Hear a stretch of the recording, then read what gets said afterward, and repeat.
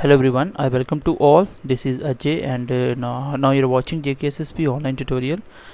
आज के इस लेक्चर में हम लोग wave, sound, light, longitudinal and transverse wave के बारे में पढ़ने वाले हैं।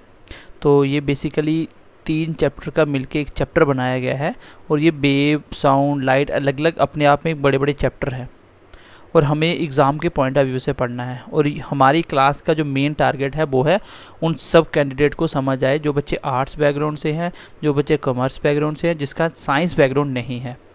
हम इसको बहुत ही बेसिक तरीके से बिल्कुल बच्चों की तरह पढ़ने वाले हैं, जैसे कि एग्ज़ाम में क्वेश्चन कैसे बनता है और आपको कैसे करना। बस आपको मेन है कि क्वेश्चन कैसे बनाना है। तो हम बिल्कुल भी कंफ्यूज नहीं करेंगे और इस तरीके से समझाएंगे कि आप पूरी लाइफ टाइम इसको नहीं भूलोगे।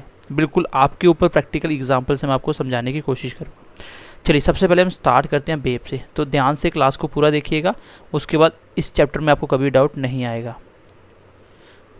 चलिए, तो आपने अगर पढ़ा भी है तो भी देखिएगा, आपको समझ आएगी कि रियल में क्या होती है चीज़ें। ऐसे तो किताब में डेफिनेशन पढ़ लेने से या आपको इंग्लिश की हिंदी बना के पढ़ लेने से ये चैप्टर ख़त्म नहीं होते हैं, एग्ज़ाम में क्वेश्चन नहीं कर पाओगे। तो वेव बेसिकली क्या होता है मैं आपको बहुत अच्छे से समझाता हूँ। एक तरह का क्या है, ये डिस्टर्बेंस है। एक तरह का क्या है, ये डिस्टर्बेंस है which cause transfer of energy. तो इसका मतलब क्या है ये मैं आपको समझाता हूँ। वेव किसको बोलोगे आप? कोई भी ऐसी चीज़, वैसे तो वेव आपकी ऐसे चलती है, ऐसे ये वेव होती है आपकी, ठीक है। कोई भी ऐसी चीज़ जिसमें आपकी एनर्जी यहाँ से यहाँ तक पहुँच जाएगी, मतलब ट्रांसफ़र होगी एनर्जी, लेकिन उसके जिसमें भी वो पास होके आ रही है उसकी वो जो भी उसका मटेरियल होगा, जो भी उसके पार्टिकल्स होंगे वो मूव नहीं करेंगे, सिर्फ एनर्जी ट्रांसफ़र होगी। एक छोटा सा एग्जांपल देता हूँ। जैसे मान लीजिए आपने क्या किया, यहाँ पे आपका पानी था, ठीक है, पानी था। आपने बीच में यहाँ पे स्टोन फेंक दिया, पत्थर बीच में फेंक दिया, तो आपको पता है यहाँ से क्या होता है, ये निकलती हैं आपकी क्या, वेव्स निकलती हैं, जो पानी की लहरें जिसको बोलते हो आप, वो निकल के आगे तक जाती हैं। तो आप देखिएगा कि यहाँ से इसके अंदर एनर्जी होगी, ताकत होगी उस पानी में। जैसे समुद्र की लहरें आती हैं तो उसमें क्या, पानी में ताकत होती है। तो क्या यहाँ पे पत्थर पड़ता है, वहाँ पे पानी ख़त्म हो जाता है? पानी तो फिर भी यही वहीं पे रहता है ना। मतलब जो चीज़ जिसके थ्रू ये चल के आ रही है, कोई भी एनर्जी, कोई भी ताकत आप तक पहुँच रही है, और वो चीज़ जिसके थ्रू आ रही है वो अपनी जगह से चेंज नहीं हो रहे हैं, वो सिर्फ इसको ट्रांसफ़र कर रहे हैं, बाकी अपनी जगह पे फिर से वापस जा रहे हैं। तो इस कंडीशन को बोलते हैं, इसमें वेव बन गया, ठीक है। आपको बोलेगा कि एक स्टोन को पानी में फेंका गया, वहाँ पे जो वेव निकलती है बेसिकली ये तो ट्रांसफर्स होती है, ये ट्रांसफर्स लॉन्गिट्यूडनल, अभी आप बहुत अच्छी तरीके से समझ जाओगे। इतनी सी एग्जांपल याद रखो। वेव किसको बोलते हैं? कोई भी डिस्टर्बेंस यहाँ पे एनर्जी ट्रांसफ़र हो, सिर्फ कोई डिस्टर्बेंस हो रहा है। जैसे पानी में क्या हुआ था, डिस्टर्बेंस हुआ था, पानी हिला था, उसमें से एनर्जी निकल के वेव की फॉर्म में आगे चली गई, इसको बोलते हैं वेव, ठीक है। वेव आपकी बेसिकली 2 प्रकार की होती है, ठीक है। कोई भी वेव को चलने के लिए 2 चीज़ें मेन रहती हैं। सबसे पहले आता है एक आपका मैकेनिकल वेव। कौन सा वेव? Mechanical wave. कौन सा वेव? Mechanical wave. और दूसरा होता है non mechanical wave. Non mechanical wave, और इसी का दूसरा नाम होता है इलेक्ट्रोमैग्नेटिक वेव। Electromagnetic wave. अब दोनों में फ़र्क क्या है ये ध्यान से समझिएगा, ठीक है। मैं समझाता हूँ आपको दोनों में फ़र्क क्या है। मैकेनिकल वेव ऐसा कोई भी वेव जिसको चलने के लिए कोई ना कोई मीडियम चाहिए, रास्ता चाहिए। जिसको चलने के लिए कोई ना कोई क्या चाहिए, मीडियम चाहिए। मीडियम क्या क्या हो सकता है? It may be solid, it may be liquid and gas. मतलब ऐसा कोई भी वेव जिसको चलने के लिए एक रास्ता चाहिए, ऐसे लिख सकते हो, which required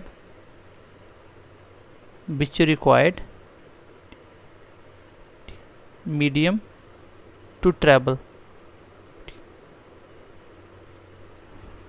such wave which required medium to travel. Medium मतलब एक चलने के लिए इसको रास्ता चाहिए। अगर इस एनर्जी को यहाँ तक जाना है तो किसी का सहारा लेके चलना पड़ेगा, हो सकता है वो पानी के थ्रू जाए, हो सकता है वो सॉलिड आयरन की एक तार हो, कुछ भी हो जिसके थ्रू जैसे आप बात करते हो ना, आपकी आवाज़ अगले बंदे तक जाती है, तो किसके थ्रू जाती है? एयर से भी जा सकती है, जिसको गैस बोलते हैं, एयर से जा सकती है, पानी से जा सकती है, सॉलिड से जा सकती है, जैसे आपकी टेलीफोन तार होती है वो सॉलिड की होती है, उसके थ्रू आपकी साउंड चलती है। तो बेसिकली आपको ये याद रखना है कि मैकेनिकल ऐसा कोई भी वेव जिसको चलने के लिए मीडियम चाहिए, which required medium to travel, उस वेव को मैं क्या बोलूँगा? ये मैकेनिकल वेव है, ये मैकेनिकल वेव है। आप देखिएगा मैं आपको साउंड इतने अच्छे तरीके से करवाऊंगा कि आप पूरी लाइफ कभी भूलोगे नहीं कि आप सुनते कैसे हो, बोलते कैसे हो, आवाज़ कैसे बनती है, हर एक चीज़ आपको समझ आएगी।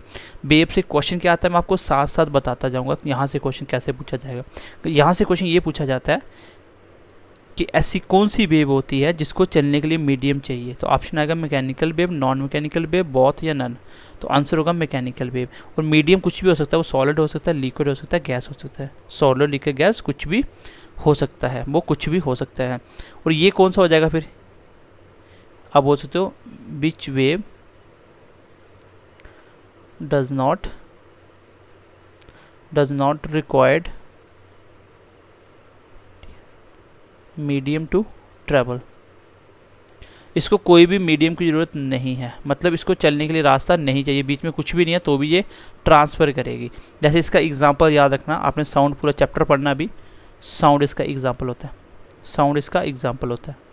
क्योंकि साउंड में भी ऐसा ही होता है, जब आप बोलते हो जिसके थ्रू साउंड आपकी आगे चलती है, लेकिन ये चीज़ यहाँ पे सेम रहती है, पार्टिकल्स मूव नहीं करते हैं। ठीक है, इसको मैं आपको बहुत अच्छे से समझा दूंगा। अभी तक मैंने आपको इतनी सी बात बताई कि वेव आपकी दो प्रकार की होती है, एक होती है मैकेनिकल वेव, एक होती है नॉन मैकेनिकल वेव। मैकेनिकल ऐसी वो सारी की सारी वेव्स जिसको चलने के लिए मीडियम चाहिए, which required medium to travel. और नॉन मैकेनिकल वो वेव जिसको चलने के लिए मीडियम नहीं चाहिए। जैसे मीडियम हो सकता है सॉलिड, हो सकता है लिक्विड, गैस, कुछ। जैसे साउंड किसका एग्जाम्पल है? आपका मैकेनिकल वेव का। और नॉन मैकेनिकल का बहुत अच्छा एग्जाम्पल है लाइट। अब लाइट को चलने के लिए मीडियम नहीं चाहिए क्योंकि इसके पार्टिकल्स अपने होते हैं। मीडियम के क्या कोई ना कोई चीज़ें होंगी ना इसके तो चल रहा है, अब मीडियम है ही नहीं तो कुछ है ही नहीं चलने वाला, तो इसके पार्टिकल्स अपने होते हैं लाइट के, वो फोटान होते हैं, वो आगे आप देखोगे। तो मैंने बताया साउंड कौन सी वेव है, ऑप्शन आएगा मैकेनिकल वेव। मैकेनिकल के अंदर भी कौन सी वेव है? ठीक है, इस स्लाइड पे इतनी सी बात मैंने बता दी। अब थोड़ा सा मैं अगली स्लाइड पे आपको थोड़ा सा एक्सप्लेन करता हूँ चीज़ों को। चलिए, मैंने बताया आपको साउंड, मैंने बोला साउंड कौन सी वेव है? आपकी मैकेनिकल है। मैकेनिकल के अंदर दो वेव आती हैं, एक आती है आपकी ट्रांसवर्स वेव, एक होती है लॉन्गिट्यूडनल वेव। देखिए ये भी आपके सिलेबस में स्पेशली मेंशन किया हुआ है, इसलिए दोनों को मैं एक्सप्लेन कर देता हूँ। चलिए, लॉन्गिट्यूडनल वेव कौन सी? देखो ये साउंड है ना, वो लॉन्गिट्यूडनल साउंड में आप पढ़ोगे अभी, मैं बताता हूँ इसका। देखिए लॉन्गिट्यूडनल क्या होती है? वेव ऐसी कोई भी चीज़ जिसको चलने के लिए रास्ता चाहिए, वो डिस्टर्बेंस बनाएगी, डिस्टर्बेंस होगी तो एनर्जी ट्रांसफर होगा, उसको तो मैं वेव बोलता हूँ। ठीक है, उसको मैं वेव बोलता हूँ। अब रास्ता किस किस का हो सकता है? एक मैकेनिकल, नॉन मैकेनिकल। मैकेनिकल में मीडियम रिक्वायर्ड है, नॉन मैकेनिकल में मीडियम नहीं चाहिए। ठीक है, नॉन मैकेनिकल में मीडियम नहीं चाहिए। लॉन्गिट्यूडनल क्या होता है? देखो ये हैं आपके पार्टिकल्स। देखिए अब आप नहीं बोलोगे इसको कि लॉन्गिट्यूडनल क्या होते हैं, आपने ये बुक्स पे काफ़ी डेफिनेशन पढ़ी होंगी। यहाँ पे एनर्जी है, ये आपकी, यहाँ पे आपकी एनर्जी एक आई वेव की फॉर्म में। ठीक है, अब इस एनर्जी को यहाँ तक आना है, कैसे आएगा? इससे टकराएगा पहले ये वेव, इसमें हलचल डिस्टर्बेंस होगा। अब ये पार्टिकल्स आगे धक्का खाएंगे, यहाँ पे इसके साथ टकराएगा ये पार्टिकल्स, वेव के थ्रू, वेव इसमें आ रही है, यहाँ टकराएगा। इसको टकराने के बाद ये पार्टिकल्स इससे धक्का खा के वापस अपनी पोजीशन पे वापस आ जाएगा और वेव यहाँ तक पहुँच गई। इसके बाद ये आगे टकराएगा, ये आगे टकराएगा और अपनी जगह पे बैक चलते जाएंगे और वेव आपकी चलते चलते इसके सहारे में आगे पहुँच जाएगी। वेव यहाँ पे आ गई और आपने देखा कि ये वेव कौन सी है जिसमें आपके पार्टिकल्स अपनी जगह से चेंज नहीं हो रहे, सिर्फ आपकी एनर्जी जा रही है, सिर्फ आपकी वेव जा रही है। इस केस में क्या होता है? इस केस में क्या बोला जाता है? इस केस में बोला जाएगा पार्टिकल्स। पार्टिकल्स मतलब जो भी चीज़ें जिसके थ्रू आप चल रहे हो, वो एयर में गैस के पार्टिकल्स हो सकते हैं, सॉलिड के पार्टिकल्स हो सकते हैं, लिक्विड के पार्टिकल्स होते हैं। पार्टिकल्स एंड वेव, जो वेव बीच में चल रही है, particles and wave travel in same direction. कैसे? Same direction. बोलेगा लॉन्गिट्यूडनल वेव कौन सी होती है, तो आपका आंसर होगा जिसमें आपके वेव की डायरेक्शन और वेव और पार्टिकल की डायरेक्शन सेम। जैसे देखिए पार्टिकल्स ऐसे चल रहे थे, वेव भी ऐसे चली, ठीक है, वापस आगे बात अलग है लेकिन सेम डायरेक्शन है, जैसे वेव चल रही है वैसे ही पार्टिकल ने पहले मूवमेंट किया, तो दोनों की डायरेक्शन सेम है। ये आता है कि जब wave and particle same direction में ट्रैवल करे तो उसका मतलब होता है लॉन्गिट्यूडनल वेव। लेकिन वो ट्रैवल करने के बाद वापस आ जाएंगे, वेव आगे चलती जाएगी, आपकी जो आपकी एनर्जी है वो आगे ट्रांसफ़र होती चली जाएगी। ठीक है, तो इसी को दूसरी तरह से बोलते हैं, जो पार्टिकल्स है, particles move to and fro direction. कैसे चलते हैं वो? टू एंड फ्रो मतलब आगे पीछे, आगे ऐसे ऐसे, ठीक है, हॉरिजेंटली टू एंड फ्रो। कैसे चलती हैं? To and fro. तो इसको बोला जाता है लॉन्गिट्यूडनल वेव। तो बताइए मुझे लॉन्गिट्यूडनल वेव क्या होती है? सर ऐसा कोई भी वेव जिसमें पार्टिकल्स और जो वेव चल रही है जिस डायरेक्शन में, दोनों की डायरेक्शन सेम होगी। यहाँ बोल सकते हो कि particles to and fro move करते हैं, किस डायरेक्शन में? टू एंड फ्रो, उसको बोलता हूँ लॉन्गिट्यूडनल। इसको बहुत अच्छे से याद रखना। और साउंड भी आपकी कैसी वेव है? साउंड भी आपकी लॉन्गिट्यूडनल है, ये आप साउंड में मैं आपको बताऊंगा। फिर आती है बारी ट्रांसफ़र की। ट्रांसफ़र में क्या होता है? इसमें भी यही होता है कि यहाँ पे जो पार्टिकल्स है, जब यहाँ से साउंड आई, जहाँ से कोई भी लाइट मतलब कुछ भी आ रहा है, पीछे से एनर्जी आ रही है, कोई वेव आ रहा है, इसमें पार्टिकल्स कैसे आएंगे? ऊपर जाएगा, एनर्जी आगे निकल जाएगी, इसको टकरा के पार्टिकल ऊपर नीचे जंप करेगा, ऊपर नीचे, और वेव आगे निकलती जाएगी, आगे पास हो जाएगी। लेकिन पार्टिकल्स मूव करने के बाद अपनी डायरेक्शन में वापस आ जाएंगे। तो इसमें आप बोलोगे, इसमें पार्टिकल्स की एंड वेव की डायरेक्शन कैसा होता है? Perpendicular to each other, perpendicular to each other. उसमें क्या था? सेम डायरेक्शन पे। इसमें क्या है? परपेंडिकुलर। आप देखिए इस साइड वेव चल रही थी और पार्टिकल ऐसे चल रहे थे, दोनों के बीच में एंगल कितना है? 90। तो कितना बन रही है? परपेंडिकुलर। परपेंडिकुलर होता है 90 डिग्री। तो आपको बोलेगा when wave and particle perpendicular to each other, तो इस केस में ये कौन सी वेव होगी? ट्रांसफर वेव होगी या लॉन्गिट्यूडनल वेव होगी? ट्रांसवर्स वेव होगी या लॉन्गिट्यूडनल वेव होगी? आंसर होगा ट्रांसवर्स। और लॉन्गिट्यूडनल में क्या होता है? वो तो सेम डायरेक्शन में चलते हैं। या ऐसे बोल सकता है, पार्टिकल्स मूव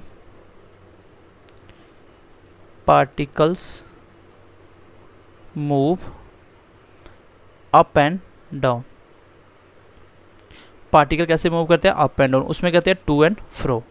तो ये थोड़ा सा आपको आइडिया मिल गया कि ट्रांसवर्स वेव और लॉन्गिट्यूडनल वेव क्या होते हैं। जैसे मैं एग्जांपल देता हूँ, ट्रांसवर्स वेव का एग्जांपल लिख लेना, इसमें एग्जांपल ऐड कर लेना। Example, when stone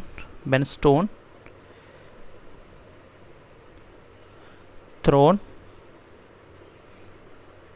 in calm water, then wave produce। वो कैसी होगी? वो होगी आपकी ट्रांसवर्स वेव। कैसी होगी वो? आपकी ट्रांसवर्स वेव। क्यों? क्योंकि आपने देखा होगा कि पानी की लहर आती है तो वो इस साइड से वेव आ भी आ रही है तो लहर ऐसे आती है, तो मतलब 90 डिग्री के एंगल बनाती है लहर, और उसकी जो पार्टिकल्स, जो पानी है, पानी के पार्टिकल ऊपर जा रहे हैं और वेव ऐसे आ रही है उसकी चल के। तो इसका मतलब कि ये कैसी है? ये transverse, in general transverse wave होती है आपकी पानी के अंदर। अगर मैं बात करूँ लॉन्गिट्यूडनल की, तो साउंड इसका एग्जाम्पल है।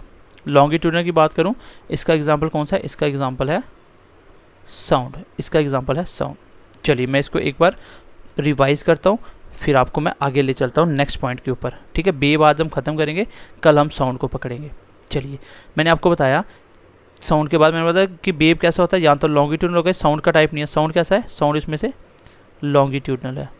साउंड में समझ जाओगे फिर से। मैंने बोला कि वेव दो प्रकार की थी, मैकेनिकल वेव। मैकेनिकल वेव कितने प्रकार की है? मैकेनिकल वेव आपकी दो प्रकार की है, एक है ट्रांसवर्स वेव, एक होता है लॉन्गिट्यूडनल वेव। ठीक है, नॉन मैकेनिकल भी लॉन्गिट्यूड, उसमें भी आता है ट्रांसफर लॉन्गिट्यूडनल। तो मैंने सिंपली आपको ये बताया कि वेव कैसे चल सकती है, जहाँ तो वो ट्रांसवर्स तरीके से, जहाँ वो लॉन्गिट्यूडनल तरीके से। लॉन्गिट्यूडनल का मतलब होता है जब आपके पार्टिकल्स और वेव दोनों सेम डायरेक्शन में मूव करते हैं। जिस साइड पार्टिकल चल रहे हैं उसी साइड वेव चल रहा है, जिस साइड पार्टिकल चल रहे हैं उसी साइड वेव चल रहा है। पार्टिकल्स किसको बोलते हैं? जैसे पानी के अंदर पानी के पार्टिकल्स होंगे, मॉलिक्यूल्स, एटम वगैरह होंगे। सॉलिड के अंदर कुछ भी हो सकता है, आयरन हो सकता है, कुछ भी हो सकता है, उसके पार्टिकल्स होंगे। ठीक है, तो वो और वेव जो चल रही है उसकी दोनों की डायरेक्शन सेम हो तो लॉन्गिट्यूडनल। मतलब पार्टिकल चलते हैं टू एंड फ्रो में, आगे पीछे, और ट्रांसवर्स में चलते हैं अप एंड डाउन में, मतलब परपेंडिकुलर टू ईच अदर होते हैं। आई होप यहाँ तक समझ पाए होंगे। पानी के अंदर पत्थर फेंकोगे वहाँ पे जो वेव बनेगी वो कौन सी होंगी, वो होंगी आपकी ट्रांसवर्स वेव। और अगर मैं बोलूँ कि साउंड कौन सी है तो वो है लॉन्गिट्यूडनल। ये मैं साउंड में आपको एक्सप्लेन करूँगा। चलिए थोड़ा सा आगे बढ़ते हैं। आपको लॉन्गिट्यूडनल ट्रांसफर समझ आ चुका है। अब हम बात करेंगे नॉन मैकेनिकल वेव के कुछ पॉइंट की और साथ में इंपॉर्टेंट कुछ डेफिनेशन भी देखेंगे। चलिए अब आप हेडिंग दीजिए छोटी सी कि वेव के कैरेक्टरिस्टिक्स क्या होते हैं, वेव की खासियत क्या क्या होती है, वेव में क्या क्या चीज़ें होती हैं। अब हम इसको जानते हैं। सबसे पहले देखिए एम्पलीट्यूड, क्योंकि ये आपका बार बार आएगा, साउंड में भी आएगा, लाइट में भी आएगा। सबसे पहले हम देखते हैं एम्पलीट्यूड क्या होता है। एम्पलीट्यूड क्या होता है वेव का। चलिए कोई भी वेव कैसे चलेगी, ये है उसका ओरिजिन। इस पॉइंट से मान लीजिए वेव स्टार्ट हुई, वेव ऐसे चलेगी, इसी तरह वेव चलती है। ये आपकी वेव चलने का तरीका ऐसे, ठीक है। ये आपकी वेव यहाँ तक पहुँच गई, तो वेव ऐसे ही चलती है ना, पानी की लहर कुछ भी हो वेव ऐसे ही चलेगी। अब देखिए वेव एम्पलीट्यूड किसको बोलोगे, तो एम्पलीट्यूड आप किसको बोलोगे, इस मीन पोजीशन से, यहाँ पे सीधी मीन पोजीशन है, एक वेव की सबसे ज़्यादा हाइट कितनी है, इस वाली हाइट को आप क्या बोलते हो, इस वाली हाइट को बोलते हो एम्पलीट्यूड। इस वाली हाइट को बोलते हो एम्पलीट्यूड। जैसे मैं बोल सकता हूँ maximum displacement, maximum displacement from there mean position, from there mean position. Mean है स्टार्टिंग 0 पॉइंट से, जहाँ पे कुछ भी वेव की वो नहीं है, एम्पलीट्यूड नहीं है, उस पोजीशन से वेव की एम्पलीट्यूड जितना ज़्यादा होगा उतनी बड़ी वो वेव होगी। एम्पलीट्यूड किसको बोलते हैं, आपको यही याद रखना है। एक छोटी सी वेव बना लेना, देखना कि इस वेव के बीच में ये हाइट कितनी है, मीन पोजीशन से मैक्सिमम हाइट कितनी है, इसी को एम्पलीट्यूड बोला जाता है। एम्पलीट्यूड बढ़ेगा, लाउडनेस बढ़ेगी, आपका वेव बड़ी होती चली जाएगी। तो एम्पलीट्यूड किस पे, एम्पलीट्यूड क्या होता है, maximum displacement from there mean position, उसी को बोला जाता है एम्पलीट्यूड, उसको बोला जाता है एम्पलीट्यूड। अगर एम्पलीट्यूड आगे देखिए, इसमें इंपॉर्टेंट आगे पॉइंट क्या है, एक वेव के अंदर एनर्जी कितनी है, हम कितनी जोर से बोल रहे हैं, वो एम्पलीट्यूड पे ही डिपेंड करता है। अगर मान लीजिए कुछ ज़्यादा एनर्जी से बोल रहा है तो वेव बड़ी बनेगी, इसका एम्पलीट्यूड भी क्या हो गया, बड़ा हो गया, ठीक है। तो ये हो गया आपका एम्पलीट्यूड। एम्पलीट्यूड के बाद आता है आपका क्या, दूसरे नंबर का कैरेक्टरिस्टिक लिखिए वेवलेंथ। ये आएगा बार बार और फ्रीक्वेंसी आएगी, ठीक है। वेवलेंथ क्या होती है, वेवलेंथ क्या होती है। अब वेवलेंथ किसको बोलोगे, तो डेफिनेशन तो कुछ भी बोल दो, distance between crust and crust या ट्रफ एंड ट्रफ के बीच का डिस्टेंस को बोलते हैं। बेसिकली वेवलेंथ होती क्या है, देखो वेवलेंथ का अगर आप यूनिट की बात करोगे तो वो क्या होगा, यूनिट इसका मीटर ही होगा, क्योंकि वेव है और वेव की लेंथ नापनी है, वेव की लेंथ देखनी है तो लेंथ मीटर में ही होती है, लेंथ आपकी मीटर में होती है। चलिए इसके मैं इसी में पुट कर रहा हूँ, वेवलेंथ क्या होगी, ये आपकी एक वेव थी, यहाँ से चल के ये एक वेव कंप्लीट हुई आपकी, तो बेसिकली यहाँ से लेके ऐसे ये एक वेव कंप्लीट होगी, आगे चलेगी ये 2 वेव कंप्लीट होगी। तो बेसिकली यहाँ तो आप ऐसा बोल दो कि यहाँ से लेके यहाँ तक की दूरी ये क्या होती है, वेवलेंथ होती है, वेव की लेंथ है एक। यहाँ बोल सकते हो कि इस क्रस्ट के बीच की इसके बीच की दूरी तो भी इतनी आएगी।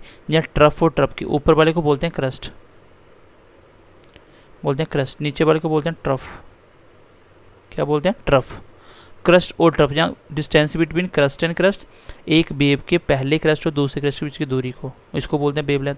यहाँ बोल सकते हो ट्रफ और ट्रफ के बीच की दूरी को, यहाँ बोल सकते हो distance between crust and trough के बीच की दूरी को। दोनों में कोई फर्क नहीं आएगा क्योंकि वेव सेम होती है, सबकी दूरी सेम होती है, तो कुछ भी बोल सकते हो आप, ठीक है। यहाँ से बोल दो एम और एन के बीच की दूरी को क्या बोला जाएगा, वेवलेंथ। वेवलेंथ किस में मेजर की जाती है, आपकी मीटर में। इसका जो सिंबल होता है वेवलेंथ का वो होता है लैम्बडा, क्या होता है, लैम्बडा, उसको लैम्बडा से डिनोट करते हैं।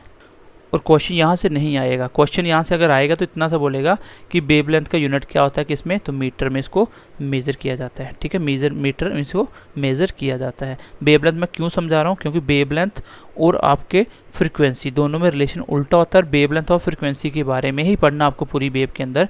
आगे जैसे मैं इलेक्ट्रॉनिक वेव आपको बताऊँगा उसमें कौन कौन सी वेव्स आती हैं, वहाँ पर क्वेश्चन आएगा और 110% वही से क्वेश्चन आता है, ठीक है। तो वेवलेंथ समझ आगे क्या होता है, वेवलेंथ क्या होता है, वेवलेंथ होता है 2 क्रस्ट या क्रस्ट के बीच की दूरी, क्रस्ट ट्रफ या ट्रफ के बीच की दूरी, या बोल सकते हो एम और एन के बीच की दूरी या क्रस्ट और ट्रफ के बीच की दूरी। तो बेसिकली ऐसा याद रखो कि वेव की लेंथ कितनी कवर करी एक वेव में, उसको बोलते हैं वेव लेंथ।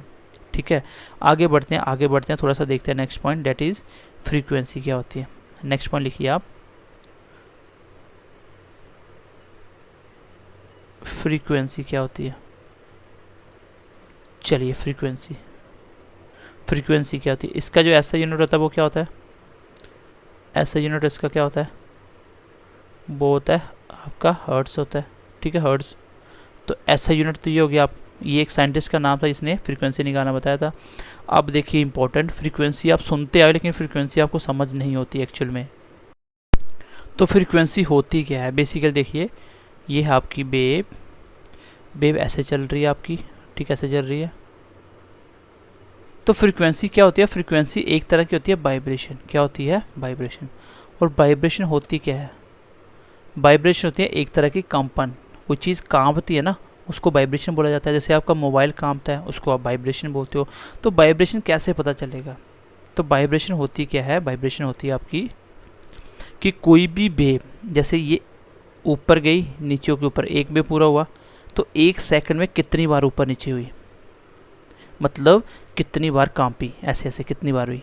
अगर एक सेकंड में 1 2 3 कंप्लीट इसने वेव बनाए 3, तो इसका मतलब इसकी फ्रीक्वेंसी कितनी है, 3 हर्ट्स। कितनी है, 3 हर्ट्स। अगर एक ऊपर नीचे 10 बार हुई तो इसकी फ्रीक्वेंसी कितनी है, 10 हर्ट्स। मतलब 10 बार ऊपर नीचे हो रही है एक सेकंड के अंदर। इसका डेफिनेशन ये होता है, नंबर ऑफ वाइब्रेशन प्रोड्यूस्ड पर सेकेंड, प्रोड्यूस पर सेकेंड। ठीक है, मतलब कितनी वाइब्रेशन हुई, 1 वाइब्रेशन, 2 3 4 5, तो 5 वाइब्रेशन हुई ना एक सेकंड में। मान लीजिए एक सेकंड में यहाँ तक 5 बार कर गया, तो इसका मतलब इसकी फ्रीक्वेंसी कितनी है, 5 हर्ट्ज। तो आपको याद रखना है फ्रीक्वेंसी क्या होती है, कोई भी चीज़ कांप रही है, कितनी फास्ट कांप रही है। एक सेकंड में अगर वो 10 बार कांप गई तो उसकी फ्रीक्वेंसी 10 हर्ट्ज। अगर 50 बार कांप गई उसकी फ्रीक्वेंसी 50 हर्ट्ज। हमारी जो लाइट आती है घर पे, जो तारों में करंट चलता है, वो भी ऐसे ही चलता है, मैंने आपको इलेक्ट्रिसिटी में बताया था। तो ये भी, इसकी भी फ्रीक्वेंसी होती है, क्योंकि कितनी बार इसकी फ्रीक्वेंसी कितनी बार ऊपर नीचे हुआ ये। तो हमारे घर पे जो लाइट आती है वो लगभग 50 हर्ट्ज के करीब होती है। 50 हर्ट्ज उसकी फ्रीक्वेंसी होती है, मतलब एक सेकंड में 50 बार ऊपर नीचे हो जाती है ऐसे, 50 बार। तो फ्रीक्वेंसी क्या होती है कि एक सेकंड में कोई चीज़ कितनी कांपी, ऊपर नीचे कितनी बार हुई, उसको बोलते हैं फ्रीक्वेंसी। और इसको ऐसे लिखते हैं कि नंबर ऑफ वाइब्रेशन, कितनी वाइब्रेशन हुई, कितनी वाइब्रेशन प्रोड्यूस हुई एक सेकंड के अंदर, उसको बोलते हैं फ्रीक्वेंसी। इसका ऐसा यूनिट होता है हर्ट्ज। आई होप फ्रीक्वेंसी आपको समझ आ गई होगी। इसके साथ ही एक और डेफिनेशन आती है, that is time period. Time period क्या होता है, जिसको हम ऐसा यूनिट क्या होता है इसका, सेकंड्स होते हैं। ऐसा यूनिट होता है इसका सेकंड, ये मैंने बताया था क्योंकि टाइम की बात हो रही है। और पीरियड क्या मतलब, कोई भी फिक्स टाइम का पीरियड। जैसे ये वेव एक सेकंड में कितनी बार हुई, वो तो हुई आपकी फ्रीक्वेंसी। लेकिन एक वेव को एक वाइब्रेशन पूरी करने के लिए कितना टाइम लगा, उसको बोलते हैं एक पीरियड।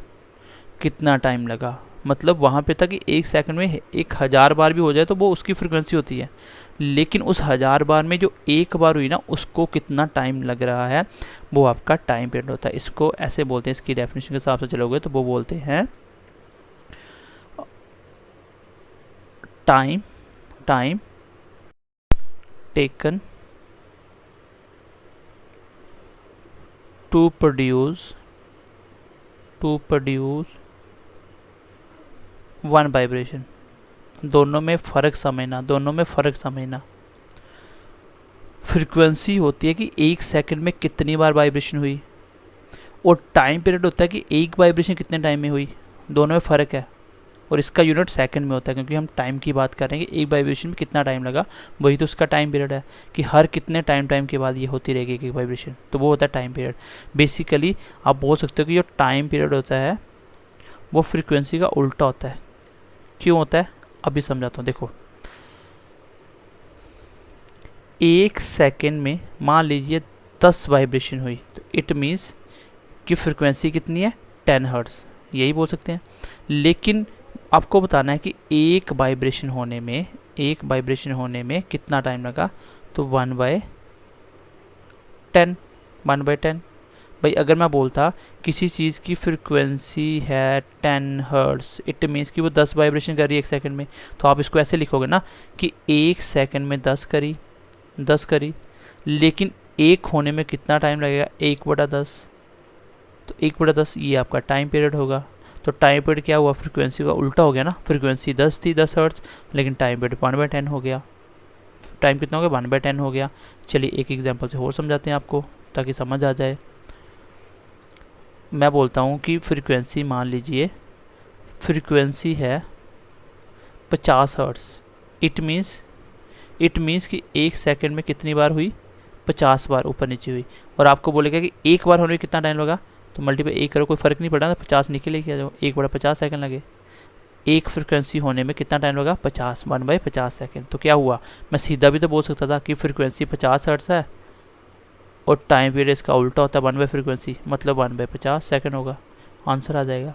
क्वेश्चन आ सकता है एग्जाम में कि फ्रिक्वेंसी इतनी तो टाइम पीरियड बताइए, टाइम पीरियड इतना तो फ्रिक्वेंसी बताइए, दोनों आपस में उल्टा चलते हैं। बस इतनी सी बात याद रखना कि टाइम पीरियड आपका फ्रिक्वेंसी का उल्टा होता है, बस इतनी सी बात याद रखना, और यूनिट का सेकंड होता है। तो आई होप यहाँ तक आपको बात मेरी समझ आ चुकी होगी। चलिए थोड़ा सा आगे बढ़ते हैं अभी। अब मैं छोटा सा एक कंक्लूजन निकालता हूँ। आप मुझे बताइए कि स्पीड किसके बराबर होती है, आप बोलोगे distance upon time, distance upon time. मैं बोलता हूँ डिस्टेंस किसके बराबर होगा, आप बोलोगे स्पीड इनटू टाइम। तो डिस्टेंस क्या है, वेवलेंथ, क्योंकि वेवलेंथ क्या होता है, लेंथ ही तो मापते हैं, उसमें मेजर करते हैं डिस्टेंस। एस क्या है, स्पीड, वेव की स्पीड कितनी है, और टाइम क्या है, टी क्या है, टाइम पीरियड कितना है, यही है। अब देखिए यहाँ पे उल्टा क्यों चलते हैं, डिस्टेंस स्पीड, टाइम पीरियड किसके बराबर होता है, 1/फ्रीक्वेंसी, यही पे बताया मैंने। तो अब मुझे आप एक बात बताइए कि दोनों आपस में उल्टे हुए कि नहीं हुए। ये है आपकी वेवलेंथ, कैसा रिलेशन है, वेवलेंथ का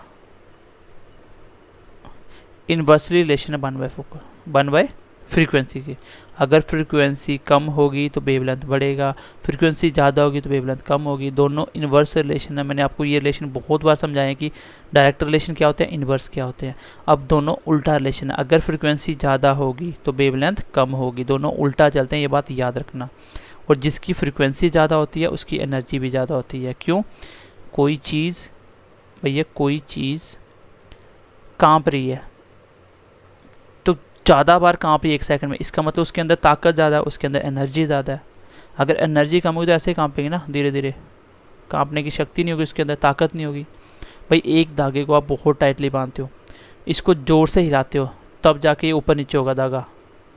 अगर धीरे से हिलाओगे तो धीरे धीरे होगा। इसका मतलब जिसमें वेवलेंथ और फ्रीक्वेंसी ज़्यादा है, फ्रीक्वेंसी ज़्यादा है उसमें एनर्जी भी ज़्यादा है। अगर फ्रीक्वेंसी मोर तो एनर्जी भी मोर होगी। चलिए गाइज, क्लास में यहाँ पे ख़त्म करता हूँ। मैं एक बार रिकैप करता हूँ क्लास को, देन अगली क्लास में हम इसको ख़त्म करेंगे। आज इसको ख़त्म नहीं कर पाए, जो इंपॉर्टेंट बात बतानी है वो अगली क्लास में होगी। यहाँ से क्वेश्चन 110% पूछा जाता है। चलिए सबसे पहले हमने पढ़ा, सबसे पहले हमने चैप्टर स्टार्ट किया wave, sound, light and longitude. आपको पढ़ने वाली बातें बता रहा हूँ, देखो ध्यान से सुनना, ठीक है। लॉन्गिट्यूड ट्रांसवर्स वेव के बारे में सबके मैंने बताया। वेव क्या होती है, आपको छोटी सी बात याद रखनी है कि वेव वो वेव होती है जिसमें पार्टिकल्स का मूवमेंट नहीं होता, वो एक जगह से दूसरी जगह उसकी पोजीशन चेंज नहीं होती, खाली डिस्टर्बेंस होता है और एनर्जी ट्रांसफ़र होती है। याद रखने वाली बात आगे कि मैकेनिकल वेव कौन सी है, नॉन मैकेनिकल कौन सी है, मैकेनिकल कौन सी है और नॉन मैकेनिकल कौन सी है। मैकेनिकल ऐसी कोई भी वेव जिसको चलने के लिए रास्ता चाहिए, बस ये याद रखना, जिसको चलने के लिए क्या चाहिए, रास्ता चाहिए, विच रिक्वायर्ड मीडियम। क्वेश्चन आएगा एग्जाम में कि कौन सी वेव है जिसको चलने के लिए रास्ता चाहिए, तो आप बोलोगे मैकेनिकल वेव। इसका एग्जांपल है sound. Mechanical wave solid, liquid, gas में चल सकती है, बट ये वैक्यूम में ट्रैवल नहीं करती, वो साउंड में समझा दूंगा। नॉन मैकेनिकल वेव को इलेक्ट्रोमैग्नेटिक वेव भी बोलते हैं, इसको चलने के लिए रास्ता नहीं चाहिए। फॉर एग्जांपल लाइट, लाइट सन से आप तक आ रही है, बीच में वैक्यूम ही वैक्यूम में, खाली जगह, वहाँ पे कहाँ एटमॉस्फेयर तो है ही नहीं है, तो लाइट कौन सी है, वो आपकी नॉन मैकेनिकल वेव है। आगे मैंने थोड़ा सा बताया कि वेव, एक ट्रांसवर्स वेव के बारे में पढ़ेंगे, एक लॉन्गिट्यूडनल वेव के बारे में पढ़ेंगे। लॉन्गिट्यूडनल ऐसा कोई भी वेव, लॉन्गिट्यूडनल, जो लॉन्ग दूरी तक जाता है और अपने साथ साथ पार्टिकल को सेम डायरेक्शन में धक्का देता है। मतलब पार्टिकल्स और वेव की डायरेक्शन क्या होती है, सेम होती है, और पार्टिकल्स कैसे चलते हैं, टू एंड फ्रो, तो इसको बोलते हैं आपका लॉन्गिट्यूडनल वेव। ट्रांसवर्स वेव कौन सी होती है, जिसमें पार्टिकल्स और वेव की डायरेक्शन क्या होती है, परपेंडिकुलर टू ईच अदर होती है, जब आप बोल सकते हो कि particles to up and down move करते हैं। ठीक है, मेरी बातों को ध्यान देना, मैं क्या क्या बता रहा हूँ। क्वेश्चन यहाँ से ये पूछा जाएगा, मैंने स्टार मार्क भी लगाया। When particles and wave travel in same direction, when particles and wave travel in same direction, then wave is known as longitudinal wave कि transverse wave, तो आंसर होगा longitudinal wave। ठीक है, इतनी सी बात समझ आई। यहाँ बोलेगा टू एंड फ्रो, जिसमें पार्टिकल मूव करते हैं आगे पीछे, तो वो कौन सी होती है, वो होती है लॉन्गिट्यूडनल वेव। चलिए, इसके बाद हमने पढ़ा छोटे छोटे करेक्टरिस्टिक्स। मैंने एम्पलीट्यूड बताया कि मैक्सिमम डिस्प्लेसमेंट कितनी है मीन पोजीशन से, फिर मैंने वेवलेंथ बताया कि दूरी कितनी है, मैक्सिमम दूरी कितनी है, इसकी यूनिट मीटर ही होती है क्योंकि इसमें हम डिस्टेंस मेजर करते हैं, तो एक वेव की दूरी कितनी हुई, इसको बोलते हैं वेवलेंथ। फिर मैंने फ्रीक्वेंसी बताया, अच्छे से समझाया, मैंने अभी आपको जस्ट समझा दिया। और फिर मैं आज की क्लास को ख़त्म कर रहा हूँ, देन मिलते हैं अगली क्लास में। ये भी याद रखना कि टाइम पीरियड आपका फ्रीक्वेंसी का उल्टा होता है, कभी कभी एग्जाम में क्वेश्चन दे देगा कि टाइम पीरियड 50 सेकंड है, फ्रीक्वेंसी बताइए, फ्रीक्वेंसी बोलोगे 1/50, 1/50 हर्ट्स।